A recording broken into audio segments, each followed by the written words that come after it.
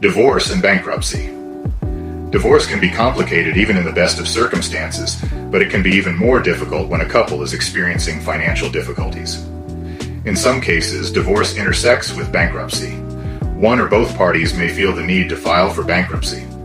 You may wonder how to resolve divorce when bankruptcy is one of the issues.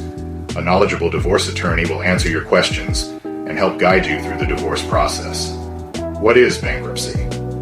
Bankruptcy is a legal process that allows debt relief for those who are unable to pay their bills. There are two main types of consumer bankruptcy, including Chapter 7 and Chapter 13. Chapter 7 liquidates your assets and repays your bills. Chapter 13 allows you to restructure your debt so you can make affordable payments. If you have an ongoing source of income, Chapter 13 may be the best alternative. You may file for bankruptcy on an individual or joint basis. It is important to note that bankruptcy is a federal filing while divorce is accomplished at the state level. Should we file for bankruptcy? Before divorce, the decision to file for bankruptcy before or after divorce depends on a variety of factors. One of the first things to know is the nature of the debts and whether they are considered joint or separate. Generally, separate debts are those that one party had prior to marriage. If, as a couple, you have a large number of joint assets, you will want to consider filing for joint bankruptcy. A thorough review of your assets and debts will help you decide how to proceed.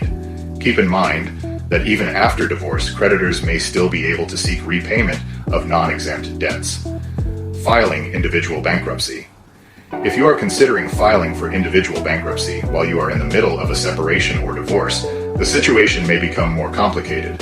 In general, when one party files for bankruptcy, it will impact the distribution of assets and debts in a divorce settlement. What is likely to occur is that the divorce court will put a hold on the divorce until the bankruptcy matter is resolved. That is because during bankruptcy, a person is prohibited from dividing or selling their property. In some cases, the bankruptcy court may allow the divorce court to review assets and debts and determine each party's interest in them. Bankruptcy after divorce.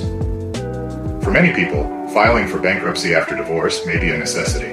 North Carolina requires couples to live apart for 1 year before they may seek a divorce. Therefore, you have time to handle a joint bankruptcy if it is needed.